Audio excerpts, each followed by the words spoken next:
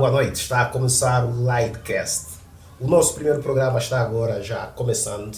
Somos necessariamente a equipe que está a compor um debate que será discutido a partir de hoje, composta por Danny Breeze e Félix Teixeira. Para o dia de hoje, nós trouxemos alguém que de facto consegue alimentar as nossas almas com o seu falar. Alguém que consegue tocar e convencer as pessoas do quão bom é, na verdade, conhecer e saber sobre a verdade a respeito da vida, o amor ao próximo e necessariamente a respeito do que é ser uma pessoa melhor. Hoje temos no Lightcast um convidado capaz de nos brindar com o seu excelentíssimo nível de performance intelectual, ele que é o mestre em teologia, Elder Bento. Boa noite, pastor Elder. Boa noite. Seja bem-vindo. Muito obrigado. Sim, já agora o pastor está à vontade para falar tudo o que bem entender concernente o que o Félix Teixeira fez menção sobre a sua pessoa. Ok, eu sou Elder da Conceição Bento, sou casado, sou pai de 3 filhos, sou professor de profissão e recebi com muito agrado o convite de cá estarmos no dia de hoje para falarmos de um assunto que eu acho importante porque faz parte da vida de todos os seres humanos. E aproveito também saudar a todos que nos acompanham neste momento e que sejam bem-vindos e vamos ter um momento singular de aprendizagem sobre aquilo que de facto vamos tratar. Certo. E já agora faço menção do nosso tema que é o cristão e a depressão. Pastor Elder, o que é que isso lhe vem à cabeça? Claro. Primeiro, importa fazer aqui alguma distinção dos dois termos, sim, depressão e cristão. Entendemos inicialmente como depressão um estado psicológico que pode ser causado por diversas situações que o indivíduo pode passar, e entendemos por cristão todo homem, toda mulher que tem algum compromisso de afinidade com Cristo. Então, falar do assunto do cristão e a depressão é trazer a verdade no sentido de acabarmos com alguns tabus. Como eu disse no princípio, a depressão é um estado psicológico. Certo. E muitas vezes no contexto cristão tem a perspectiva de entender que um cristão não entra em depressão. Okay. Então nós queremos trazer a ideia segundo a qual que, primeiro, a depressão é para todos os seres humanos existentes na Terra. E se o cristão é também um ser humano existente na Terra, está também, pode estar acometido pela depressão. No entanto, o problema aqui consiste na compreensão de alguns movimentos religiosos que nos podem trazer a perspectiva segundo a qual a doença está intrinsecamente ligada ao pecado, ou então quem fica doente está distante de Deus. Isso não é verdade. A depressão, segundo a OMS, define mesmo como uma doença de algum momento, e a própria OMS define como o mal do século. Portanto, é uma doença que deve ser tratada como uma malária. No entanto, se o cristão não está isento da malária, também não está isento da depressão. E esses movimentos religiosos trazem a ideia de que quem está conectado com Deus, lembram que no princípio eu disse cristão, é todo homem, toda mulher que está conectada com Cristo, por isso é que é chamado cristão, E eles entendem que quem está conectado com Cristo não pode ter depressão. E se tiver depressão, existe alguma debilidade, existe algum pecado que ele terá cometido, por isso é que está a passar neste momento depressivo. Talvez a pergunta que poderíamos trazer aqui é, partindo vamos dizer assim, de algumas manifestações da depressão, podemos colocar algumas interrogações no que concerne ao comportamento do cristão quando estiver depressivo. Por exemplo, a depressão é caracterizada também por trazer alguma aversão na realização das atividades normais. É também caracterizada por um sentimento de que tudo terá acabado. Quando alguém está depressivo, tem aquela perspectiva de que já não há mais nada para mim, não vale a pena viver. Por isso é que nós encontramos pessoas que depois se suicidam. Este é um lado da depressão. Quando alguém está depressivo e a todas aquelas pessoas que estão ao seu redor não prestarem atenção, essa pessoa cai no suicídio. Um elemento comparativo aqui, quando o cristão está depressivo, ele não percebe que tudo acabou. O cristão, quando está depressivo, entende que é um estado que pode passar e busca também forças a Deus para poder passar neste momento. Diferentemente de alguém que não é cristão, ele só pensa que aqui o negócio é desaparecer, eu tenho que morrer porque já não há mais solução para os problemas que estou a atravessar. Então, é essa a ideia que nós trouxemos de distinção em termos de manifestação ou comportamento de um cristão que está depressivo e um homem, uma mulher que não tem nenhum compromisso com Deus, mas que também está depressivo. Provavelmente alguém pergunta, mas com que base o Senhor está afirmando que um cristão passa em depressão? Em depressão, né? Sim. Em depressão. Claro, quando nós falamos de cristão, temos como base a Bíblia. Okay. Temos como base a Bíblia. E podemos encontrar o primeiro exemplo de depressão no primeiro livro de Samuel, capítulo 1, onde nós encontramos a história de uma mulher, Ana. Ana, como qualquer mulher, tinha o objetivo de ter filhos. E Ana entrou num momento de depressão porque não tinha filhos. E a Bíblia nos traz a perspectiva de que o seu esposo Eucana tinha uma outra mulher, que era Penina. Essa, por sua vez, fazia troças a Ana, porque para você embaca, você não tem filho, você não faz, você está atrasada, daqui a um tempo esse meu marido vai te deixar, vai ficar somente comigo, que tenho a capacidade e a possibilidade de ter filhos. Ana, como era uma mulher que confiava em Deus, ia sempre no templo chorar. Ela chorava amargamente, pedia a Deus, porque Deus, se as outras mulheres têm a oportunidade de ter um filho, por que eu não tenho? Sou mulher também.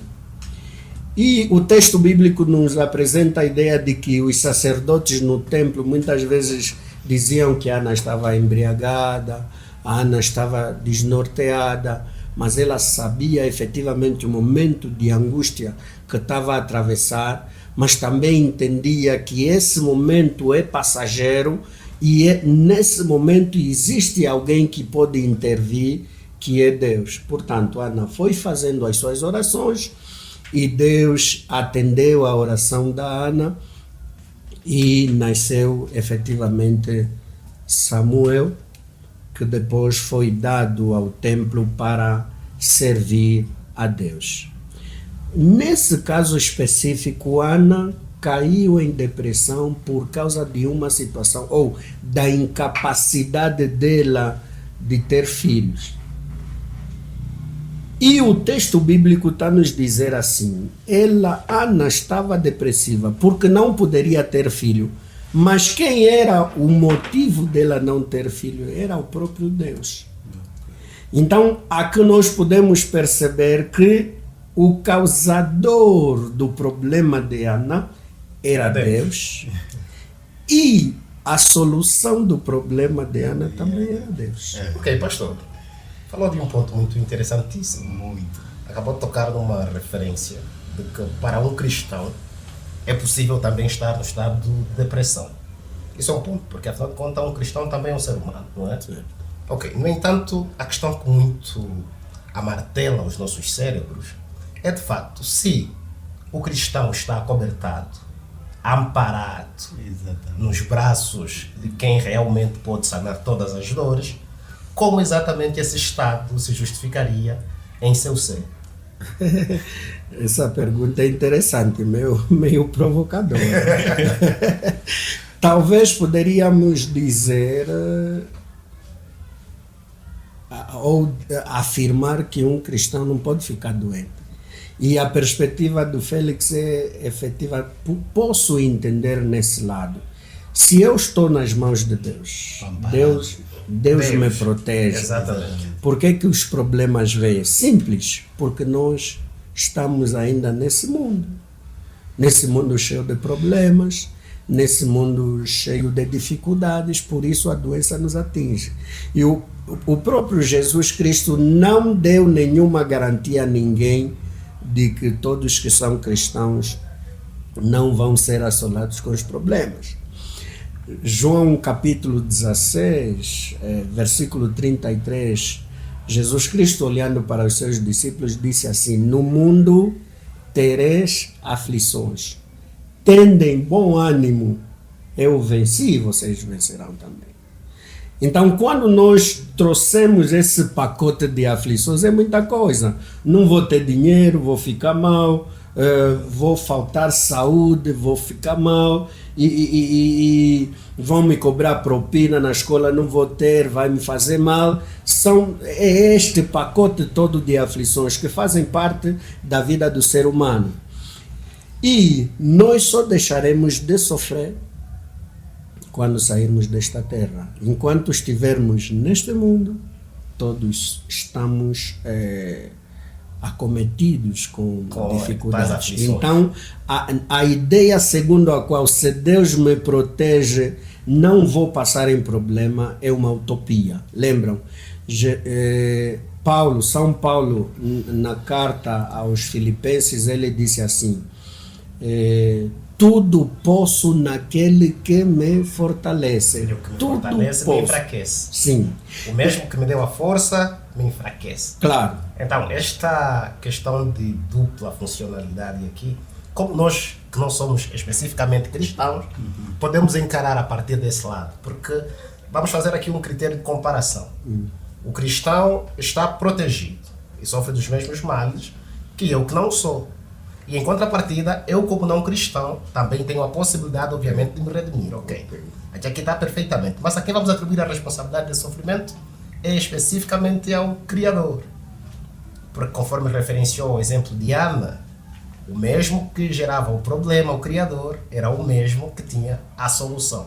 Então, o que exatamente o cristão é para Deus? Porque se o cristão é especificamente um ser cuja vontade é independente da vontade do Criador, ele teria que ter a capacidade de não necessariamente depender da vontade do Criador. Okay. Então, se tivermos que depender, será que de facto o cristão é independente à vontade do Pai para que deixe de sentir as aflições que a terra nos proporciona? Olha, Deus é justo. E quando nós analisamos Deus na sua maneira de atuação, nós precisamos compreender alguma coisa que a teologia chama de graça comum. ok? Graça comum. A graça comum é aquela graça que não abrange somente aos filhos de Deus, aos cristãos. Ok. Deixa-me lhe dizer, os cristãos, vamos dizer assim, não têm um privilégio tal enquanto no mundo quanto os outros. Ou a chuva que molha o meu solo na lavra como cristão é a mesma que vai molhar a lavra de alguém que não é cristão. Exato. Então todos, enquanto estamos no mundo, nos apropriamos da graça comum, não somente os cristãos. Agora, para os cristãos existe a graça salvadora, um pouquinho mais de intimidade com Deus, porque eles não são somente criaturas de Deus, mas são também filhos de Deus. Portanto, existem duas categorias: criaturas de Deus, que somos todos nós, mas há um momento da vida que você transcende de criatura para filho de Deus por meio da intimidade com o Senhor. Então não precisa trazer aquela ideia de que não, se eu vou ao Stranguai, por exemplo, vou ao hospital, o cristão também vai, então esses são um bando de fracassados. Não. Mas não seria algo Não, equivalente a isso? seria injusto, você nem poderia aceitar viver. Injusto não, porque é uma questão de aceitação. Ok. Aceitei o Criador.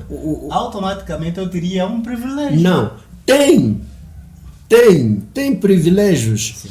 Mas é isso que eu estou a trazer, a ideia de que vamos, eu afirmei a questão de que seria injusto. Como?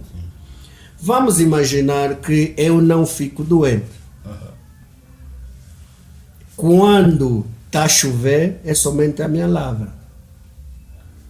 Porque afinal o cristão tem todo o privilégio. Nós podemos caminhar daqui para Luanda, acontecer um capotamento, nós os três morremos. Você não pode dizer não. Por que Deus fez isso? Então havia o cristão, por que Deus não safou só o cristão? Provavelmente em safar o cristão nós também... Não é assim. Okay. Existe aqui a questão que nós trouxemos aqui. Quais foram as condições que levaram até o capotamento? E Deus, na sua infinita misericórdia, trabalha também com a vontade perfeita e a vontade permissiva. Pode ser que o Teixeira, que estava no volante, não cumpriu com as regras. Ele está a ver que aqui dentro das localidades precisa baixar, acelerou mais.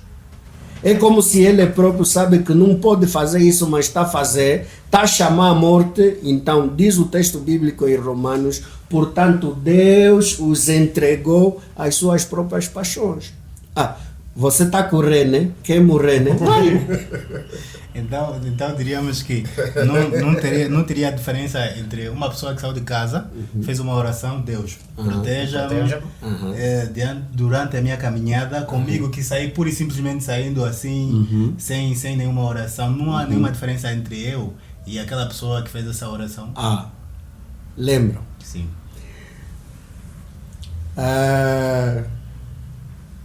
O texto de Salmos 23, o Senhor é meu pastor e nada me faltará. Deitar-me faz verdes pastos, guia-me mansamente pelas veredas, até no vale da morte. Está a dizer assim, sempre que nós oramos, Deus me protege. E Deus sabe por que eu tenho que proteger o camarada. Até que ponto a proteção divina vai? Quando eu saio com o meu carro, com a minha moto, Deus me protege, acontece um acidente, morro. Nós não percebemos a questão da proteção de Deus. Porque quando eu entendo que Deus me protege, eu preciso andar contigo. A minha ideia é, saio do meu lugar e termino a minha jornada sem problemas. Mas até na própria morte nós percebemos a proteção divina. Mesmo quando morremos, entendemos a proteção divina. Como podemos Como entender essa proteção podemos do mundo? entender? Até aí. Como podemos entender? Esse é um mistério grande. Pode ser que a gente converse depois. A Bíblia nos traz a ideia de que o melhor lugar para o cristão é próximo De Deus. de Deus. Pastor Helder, um minutinho para desfrutarmos dos bolinhos, né, da J.S Doces. Tem aí uns saborecitos, mas vamos já continuar esse nosso debate. Está maravilhosamente encantador. Um minutinho para desfrutarmos. Que tem que desfrutar dos bolinhos, né? J.S. Então, pastor. Ok. Não estamos a dizer aqui, ou não estamos a trazer a ideia de desencorajar quem é cristão. Não.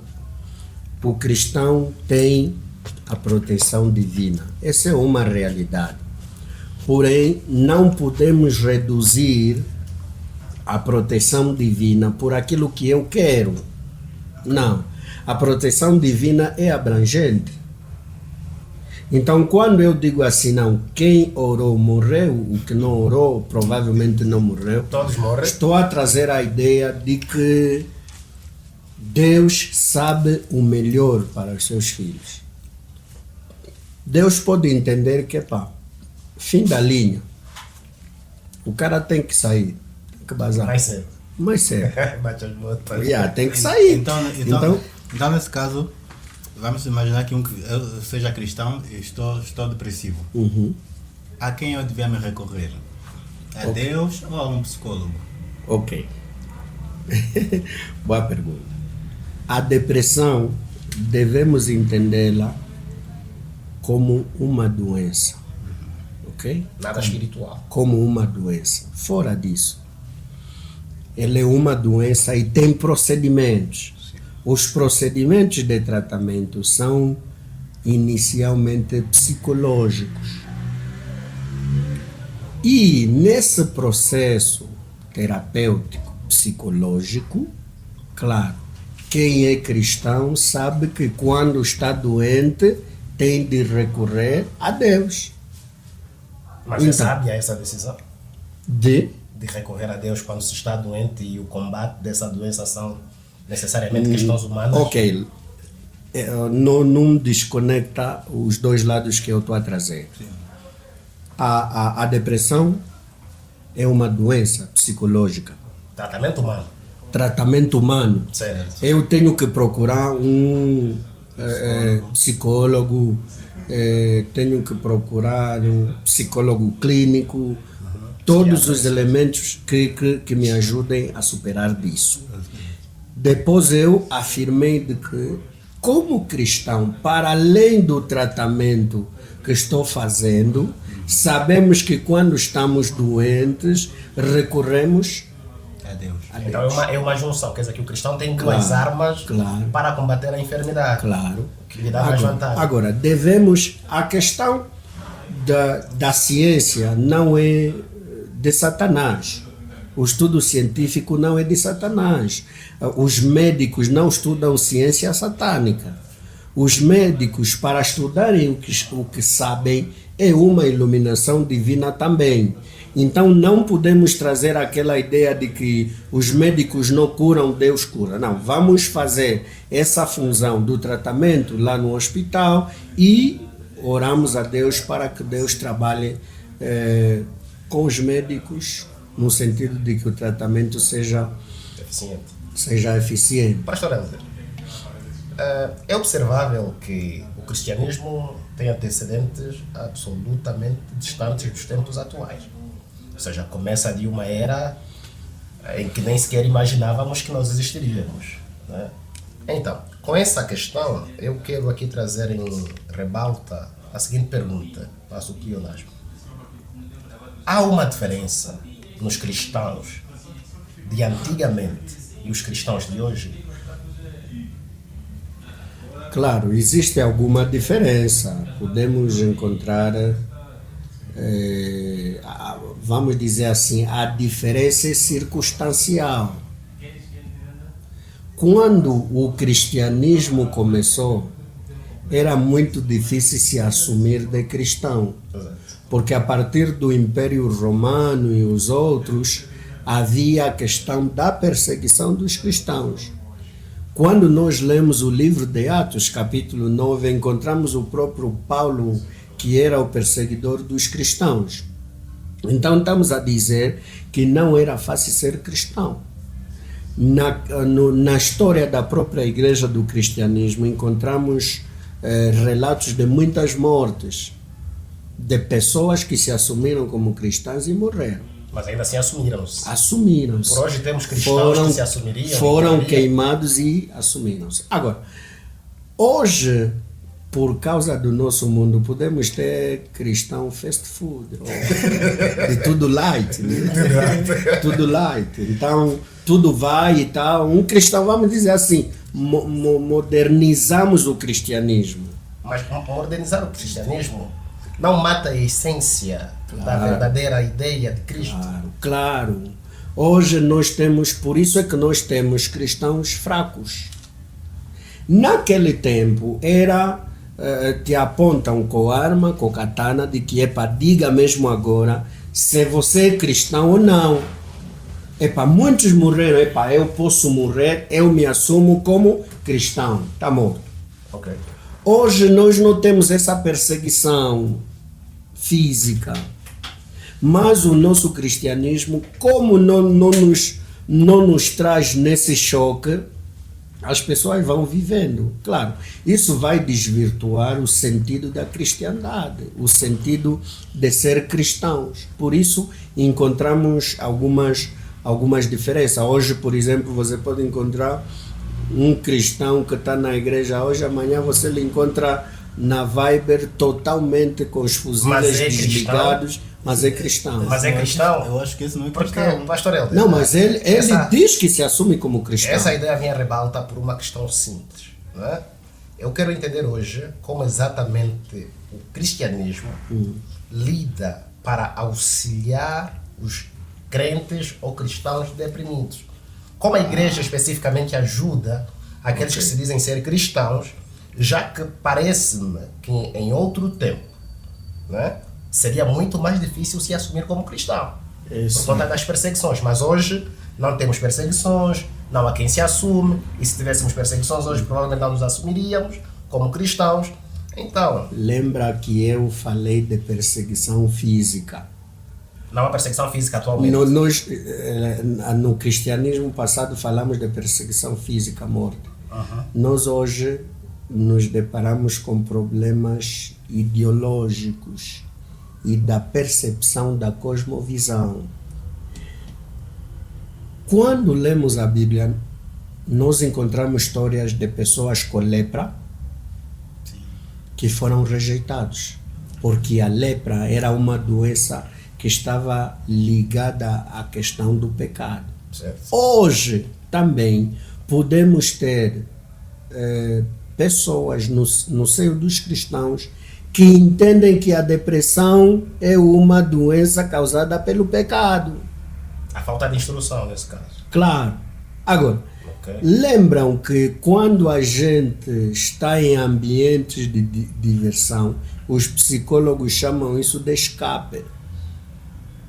Não é só assim, quando alguém vai assistir futebol, fica a rir, vai jogar na Unterrite, fica a rir, as pessoas dizem não. Porque hoje a igreja também coloca as pessoas no sistema. Não pode jogar futebol, é pecado. Não pode assistir aquilo, é pecado. Não pode não sei o quê. Mano, isso é peso. Não pode conquistar umas miúdas porque é pecado. Não, claro.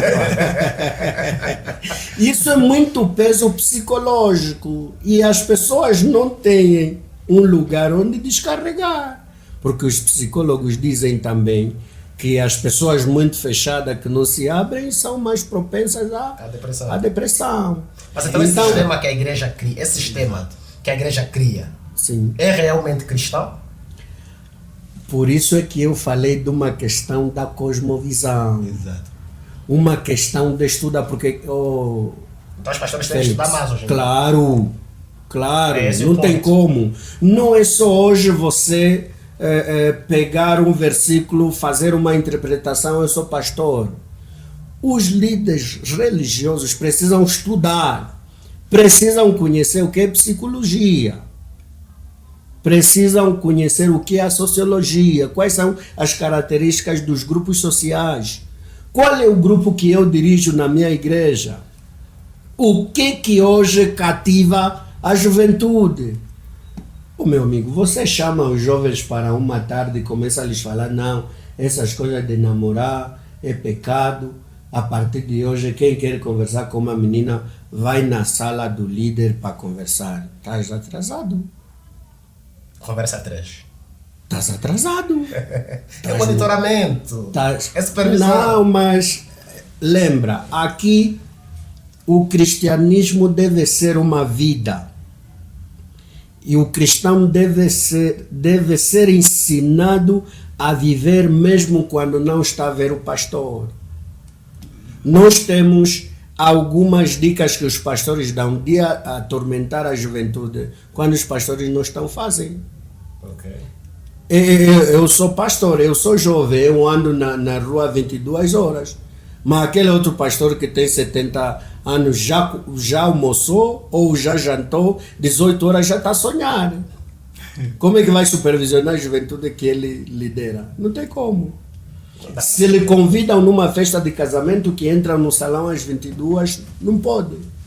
E isso remete-me a pensar de que, então, uma parte da culpa dos jovens cristãos serem também depressivos por causa também dos pastores ou da igreja em si? Por causa, eu posso dizer, por causa do sistema religioso. Que não é cristão. Não, o sistema religioso está no cristianismo. Chefe H, permita-me só verificar uma coisinha aqui. Eu chamo de Chefe H porque já o conheço há mais tempo. O cristianismo está assolado a um movimento não perfeito, certo? Certo. É um movimento não perfeito. Certo. Apesar de que a ideia é concebida por conta de um ser que foi considerado perfeito. Certo. Logo, sendo esse movimento não perfeito, é possível que seja ele de fato a base para criar os cristãos deprimidos?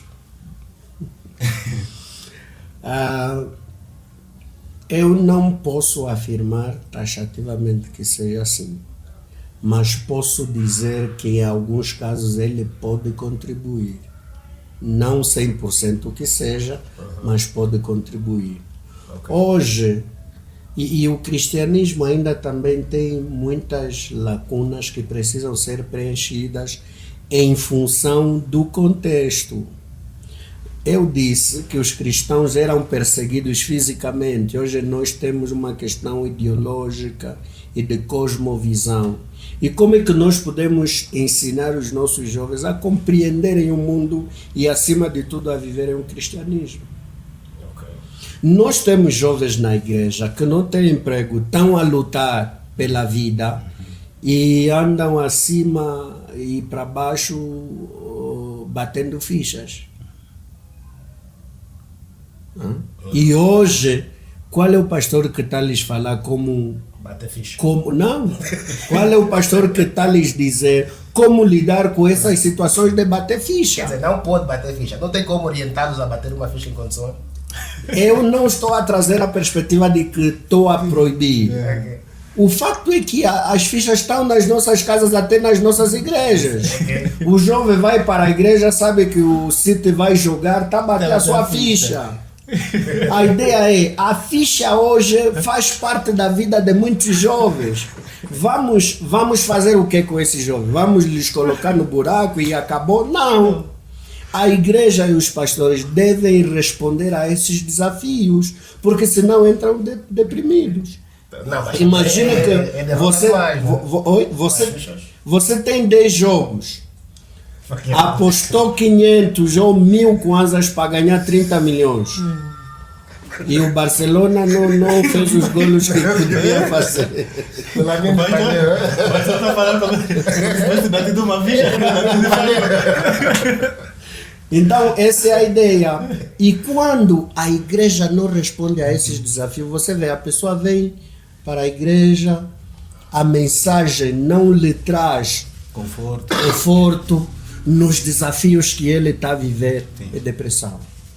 Ok. E quando esse entra na depressão, se o pastor não perceber dessas coisas que estamos a falar, vai dizer, não, são vocês, entram em pecado, agora olha só, por causa do pecado, você entrou em depressão, temos que te libertar.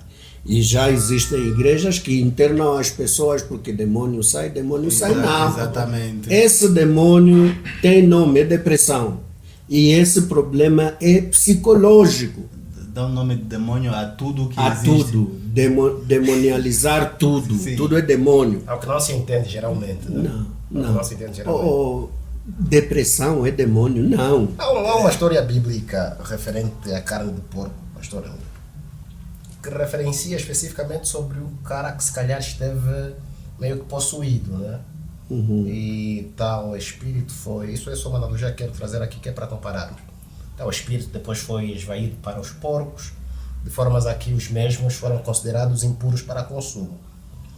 Poderia-se dar ao caso de que na própria Bíblia tiveram existido histórias de pessoas depressivas que já foram consideradas endemoniadas e posteriormente rejeitadas pelos sacerdotes daquela época.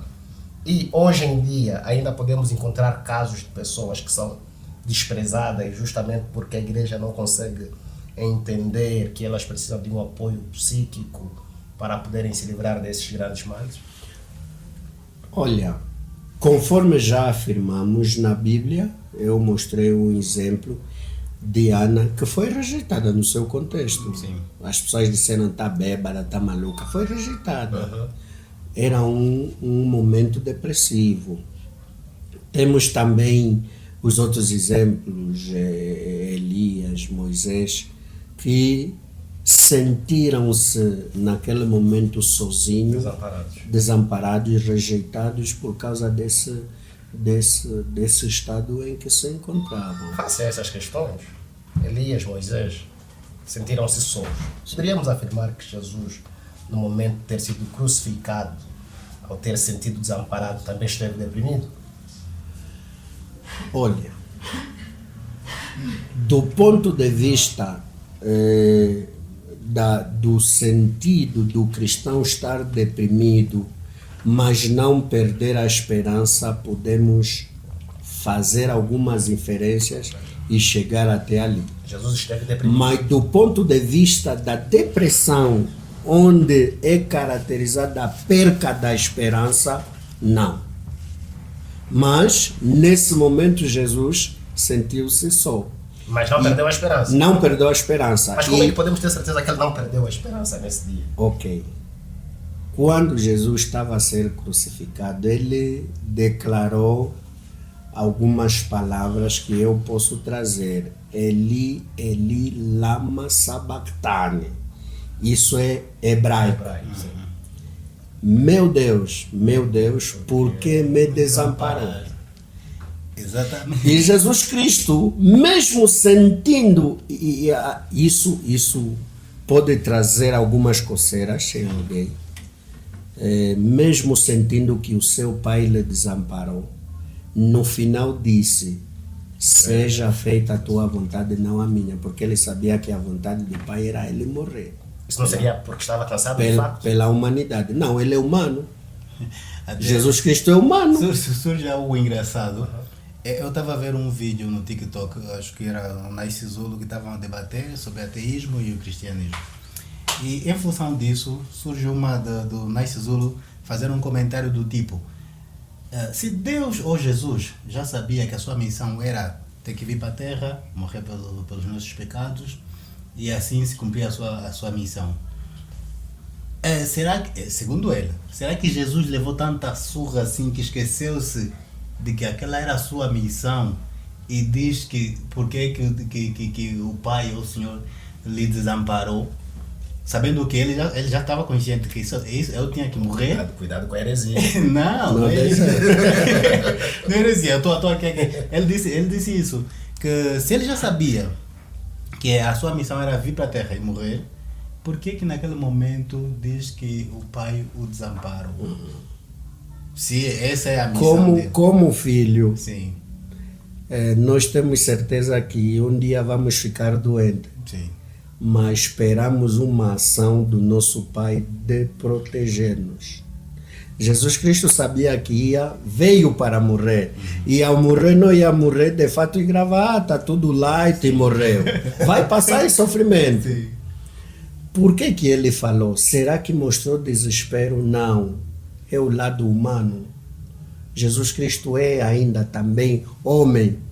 E homem que não chora diante da morte tem defeito de fabricação.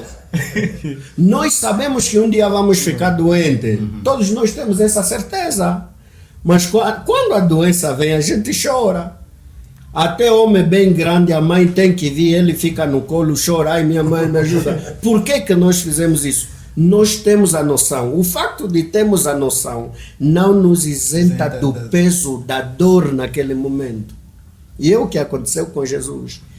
Porque quando em Isaías nós encontramos o texto em capítulo 53, ele a dizer, o homem que conhece toda a dor, o homem de dores. Como é que ele ia se titular como homem de dor se não sente dor? Nós lhe vimos a ser crucificado e bater um som, tá com o telefone dele assim, não tá lhe doer. Os romanos estão a bater, o cara nem grita. Lhe deram a cruz para carregar, só pegou assim, tá bazar. Mas como é que vai afirmar que é um camarada que conhece a dor?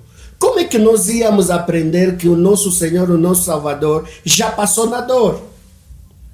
Se ele não sentiu. Nós aprenderíamos, de fato. Será que aprendemos? Que é um Superman? Será que aprendemos? Ele é um Superman. Não, um Superman no sentido de que não sente a dor. Como é que você nunca passou na dor de perder um pai? Você tem pai, eu não tenho. Como é que você pode me dizer, Manuel, isso é normal e mesmo assim isso passa? Não. Estás a mentir. Don't lie me, man. Don't lie me. Você nunca passou na dor de perder um pai, então vais falar como? Então Jesus Cristo tinha que passar na dor e depois nos aconselhar que esse é o momento que vai passar porque eu tive aflições. Ok. Mas voltando mesmo ao nosso assunto, eu vejo que a igreja tem falhado muito concernente ao nosso tema, que é a depressão. Porque tem uma passagem bíblica que diz assim: vinde a mim, vós que estáis cansados e oprimidos, que eu vos aliviarei. Mas parece que a igreja tem sido a que mais tem fechado as portas para os jovens. Por quê? Conforme o pastor disse, tem pastores que estão sempre a dar restrições, não façam isso, não façam aquilo, isso é pecado, tudo é pecado.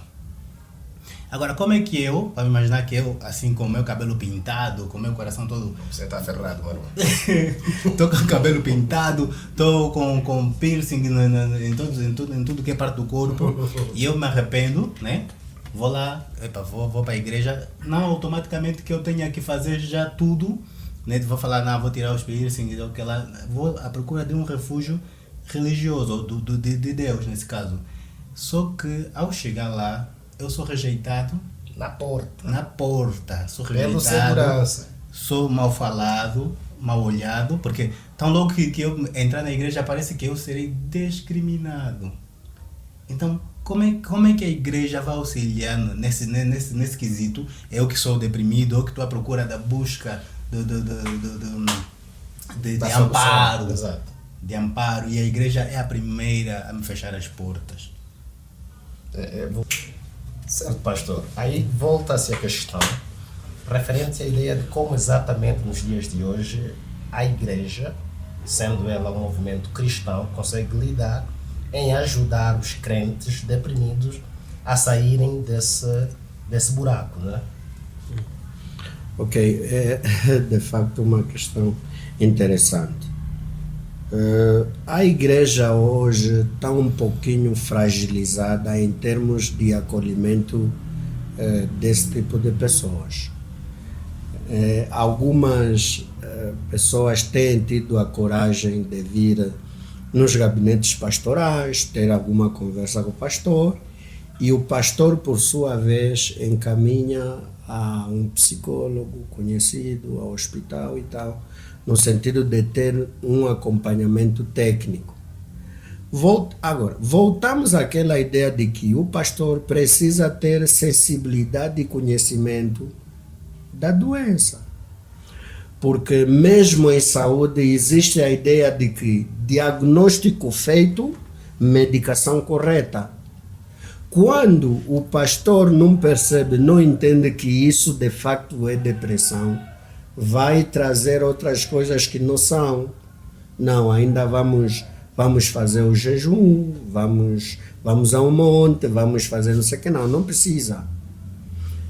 Tem que identificar que de facto o camarada está depressivo e vamos dar o tratamento próprio, encaminhando aos técnicos especializados na área. Como igreja, não existe ainda um lugar de acolhimento dessas pessoas, porque se assim acontecer, a igreja tem que ter um sistema de saúde muito eficiente para acolher.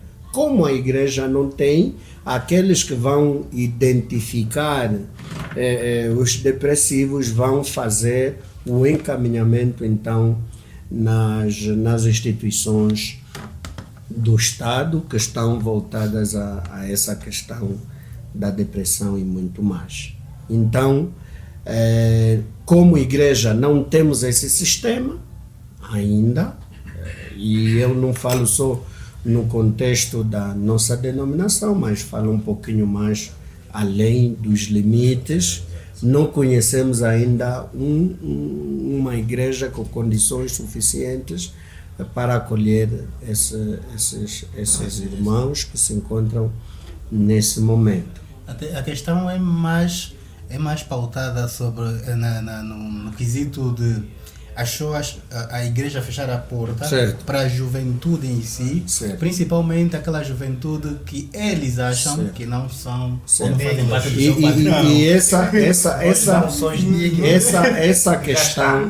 essa questão é muito interessante, porque muitas vezes nós vivemos um cristianismo, vamos dizer assim, fake não, mas um cristianismo misturado com a cultura, ok?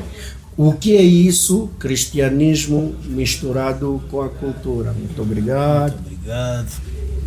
Esses bolinhos estão muito bonitos. Muito obrigado. Isso é separação. Não há guardanapo para mim. Não, acho que é melhor. Isso é como já não me gosta mesmo, há muito tempo. Isso aqui não é de hoje. Obrigado. Certo. Quando falamos de um cristianismo misturado, é um cristianismo que começamos a lhe colocar nos óculos da nossa cultura. Como é que isso acontece? Não. Mas culturalmente, para nós os homens não criam cabelo, não metem tranças, não metem brincos e aquela coisa toda. E a gente continua a padronizar o nosso cristianismo ali. Mas o mundo hoje é um sistema. Alguém pode ler de uma outra cultura, alguém pode entender da vida de Lacdube, entender, não, gostei do corte, vou fazer, mas vive em Angola. Só que a igreja rejeita. Nós já tivemos situações de que, por exemplo, foi uma problemática receber meninas na igreja de calça. Receber meninas na igreja sem colocarem um lenço. Já foi uma problemática grande. Mas hoje, em função da compreensão do contexto, as igrejas estão a trazer alguma resposta rápida.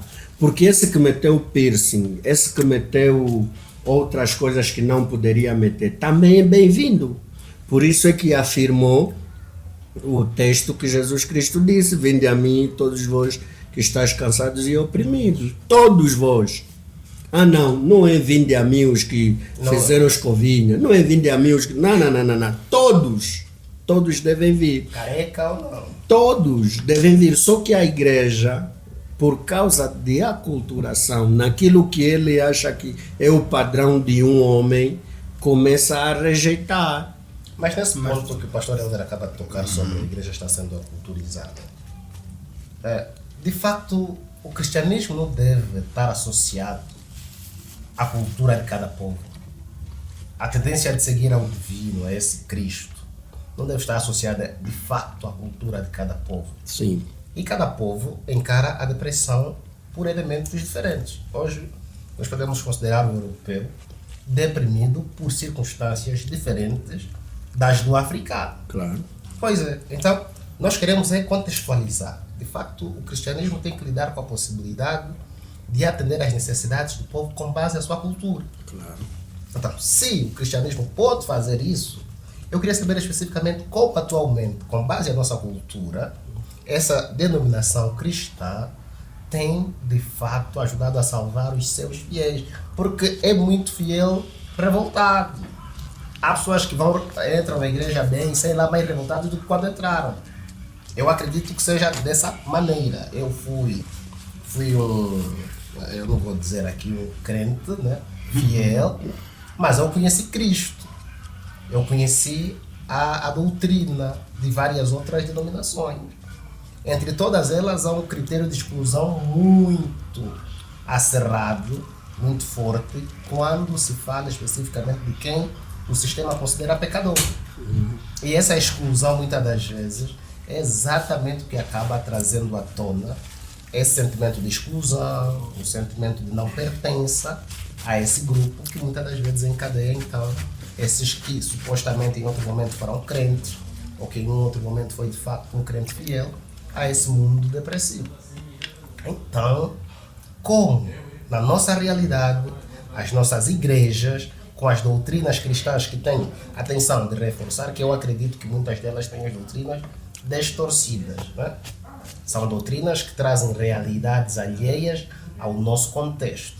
Então, com esta confusão, não seria exatamente a própria igreja a criar mais deprimidos do que propriamente pessoas mentalmente saudáveis? Ok. Lembra, o europeu fica depressivo por motivos, às vezes, completamente diferentes com o africano. O africano, sim. Porém, a doença é do mesmo fórum, do fórum psicológico. Exato. E as manifestações podem ser as mesmas, para além dos motivos. Agora, a igreja, um dos motivos é, por exemplo, a questão dos conflitos familiares. Os conflitos laborais podem trazer alguma depressão em qualquer pessoa. Agora, como é que a igreja age? Será que a igreja não ajuda? Será que a igreja não é um canal de aceleração para a depressão? A cura, nesse caso. Sim. Não, para a própria cura.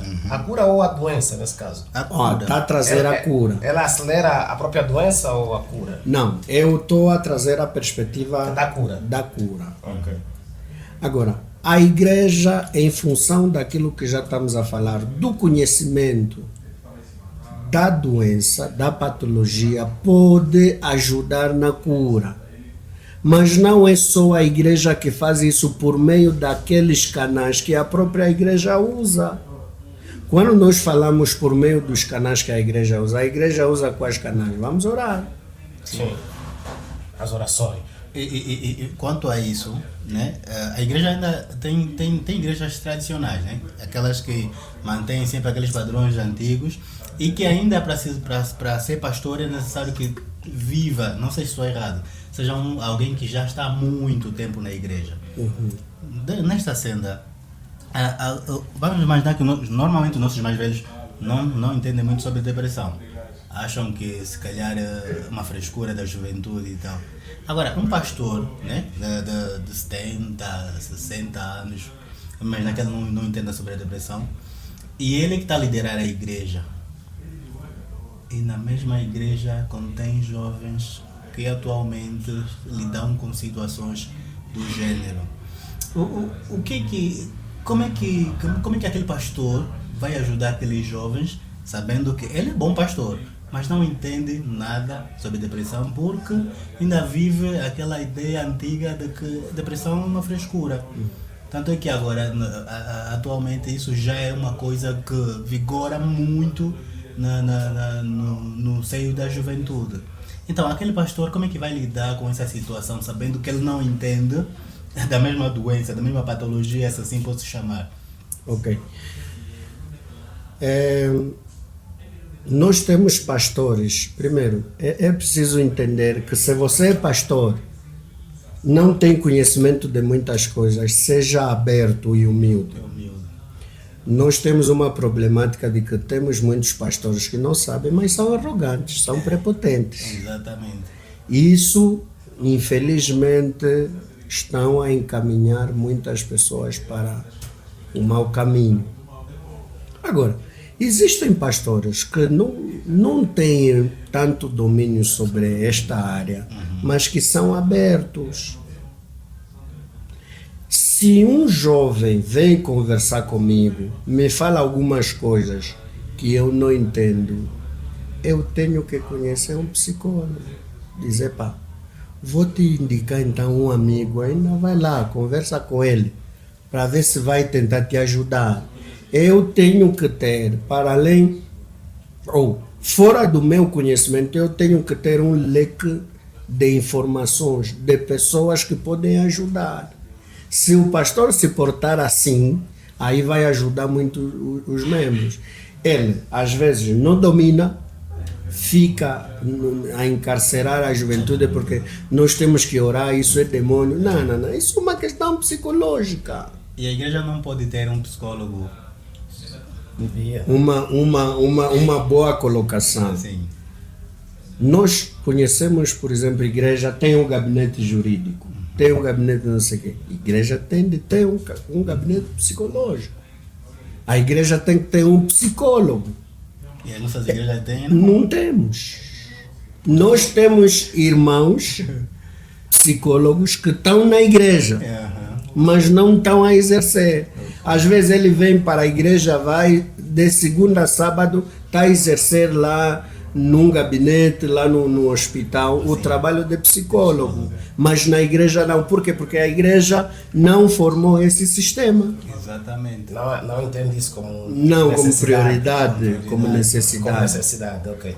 E às vezes nós recebemos irmãos que morreram por causa da depressão e simplesmente nós falamos, Deus te receba na sua glória, enquanto que nós tínhamos ainda algumas coisas que poderíamos fazer. E muita gente se perde em função desses erros que a igreja comete. Infelizmente. Pronto, nós não sei se vamos chamar de erros ou falta de conhecimento, né? Mas disse que o que não se conhece especificamente não é responsabilidade nossa, mas nós devemos lutar para conhecer. Claro. Quando estamos a liderar um determinado grupo. Ok, Pastor Helder, nós estamos com mais uma questãozita aqui na ponta da orelha que eu quero colocar. A questão é a seguinte: se olharmos para os dias de hoje, poderemos necessariamente entender que, pronto, o cristão tende a ser alguém bem-sucedido. Não fazer muito barulho, né? O cristão deveria tender a ser alguém bem-sucedido. Podemos fazer aqui uma análise do ponto de vista genérico, já que o cristianismo é hoje uma das religiões mais acentuadas, né, com maiores números de fiéis. Poderemos fazer aqui uma comparação e dizer que quem de facto é cristão consegue livrar-se bem mais da depressão do que quem está em outra denominação.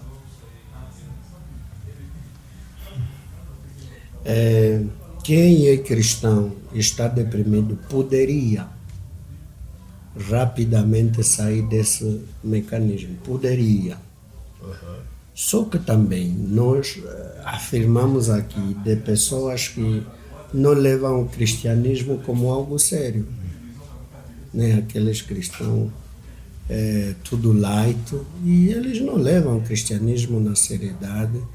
e entendem que esse é um processo só normal e acabam se embaraçando sem sair da depressão. Um valor que o cristão tem é a ideia segundo a qual tudo é passageiro e tudo Deus pode. Esse é um indicativo que quem está depressivo não seja cristão não tem. Mas o depressivo que é cristão tem.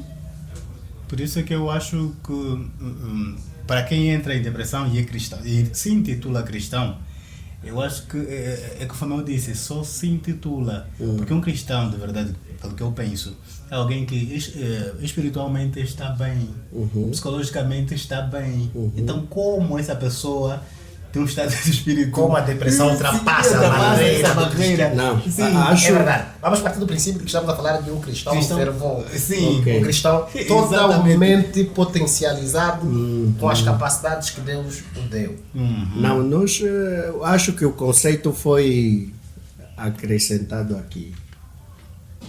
O conceito foi acrescentado aqui. Não é que todo cristão está bem. Não. Não é verdade? Não é verdade. Ok. Alguns têm que sofrer porque Deus quer. Claro. Porque também nós criamos condições para sofrer.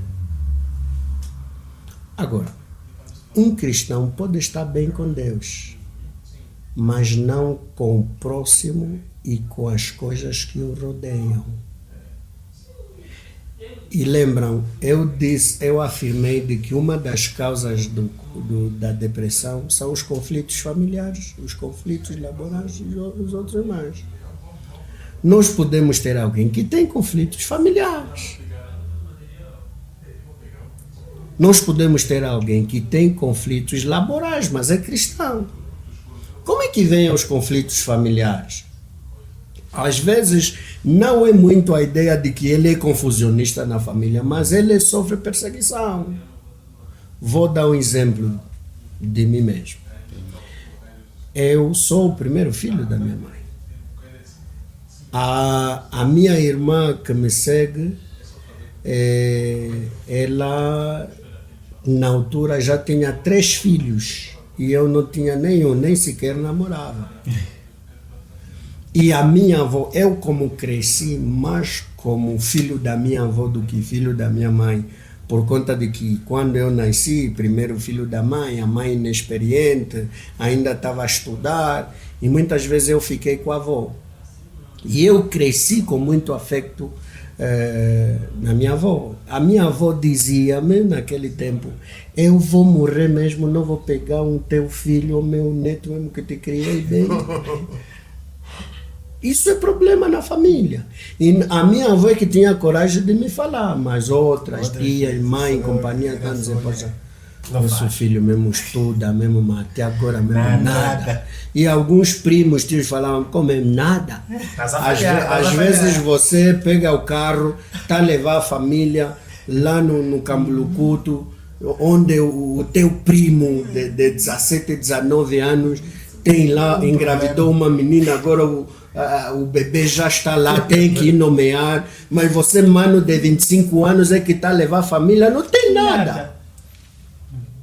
Okay. Isso é perseguição na família. Isso, a pessoa tem um aprisionamento até na sua própria família. Como lidar com isso? Eu estou bem com Deus espiritualmente, mas lá a família está me dizendo que estás ultrapassado. Tá vendo? Às vezes é assim, eu estou bem com Deus, está a me pressionar porque não tenho emprego, porque não tenho filho. Não, psicologicamente eu não estou bem. O tema é muito pertinente, mas estamos mesmo sem tempo, o tempo não é nosso aliado. Talvez noutra hora poderemos... Nós vamos de fato continuar essa conversa com o pastor Helder em outro instante. Esperamos que tenha ficado a ideia do epicentro do nosso tema, né? Que era especificamente a abordagem sobre o cristão e a depressão. Então, face às discussões que aqui foram apresentadas, nós concluímos, pastor Helder, podemos chegar a essa percepção, certo? De que um cristão de facto está bem mais nutrido para poder dar com a depressão, e em face a essa questão, quais conselhos especificamente o pastor passaria para quem provavelmente se venha a encontrar numa situação do gênero e precise achar a porta da saída desse grande mal? Obrigado. O conselho primeiro é para a nossa juventude. Jovens, não se fechem muito. Não se fechem muito. Existem muitos problemas que nos afetam, existem muitos desafios. Mesmo assim, devemos partilhar sempre os nossos medos, os nossos desafios com pessoas que achamos que de facto nos podem dar algum auxílio, nos podem dar alguma ajuda. Não concordo e nem aconselho os jovens que estão passando por um problema na vida se fecharem e não procurarem ajuda. Procurem ajuda, porque há sempre alguém, um mais velho, um idôneo, para lhe ajudar nessa situação, porque provavelmente o momento que você está passando agora, um mais velho já terá passado em algum momento da sua vida e está em perfeitas condições para lhe ajudar. Para os líderes, os pastores, os colegas, vamos ser mais proativos. O mundo hoje é muito aberto, tem muitas informações. Vamos nos atualizar em função dos desafios que o próprio mundo hoje nos apresenta. Vamos estudar, vamos fazer um curso, vamos ser amigos da leitura, principalmente a leitura das Sagradas Escrituras, pois nela está o conhecimento daquilo que nós precisamos para dirigir o nosso povo. E, como não sabemos tudo, se eventualmente receber um jovem que apresentar alguns medos que o pastor não consiga resolver, ligue, procure ajuda para que possas ajudar esse jovem que precisa também de ajuda. Ou então o pastor se habilita ou procure os especialistas. No entanto, terminando aqui, a depressão é como a malária, é uma doença e tem tratamento, e também podemos contar com a mão poderosa de Deus para nos ajudar nesses momentos sombrios. Muito bem, esse é o Lightcast, o nosso mais recente podcast. Esperamos que vocês curtam, comentem, para que a gente saiba compartilhar ideias concernentes ao assunto, e não esqueçam de nos seguirem nas nossas páginas, no YouTube e por aí fora. Conto convosco e até a próxima. Lightcast, we are together. Yeah.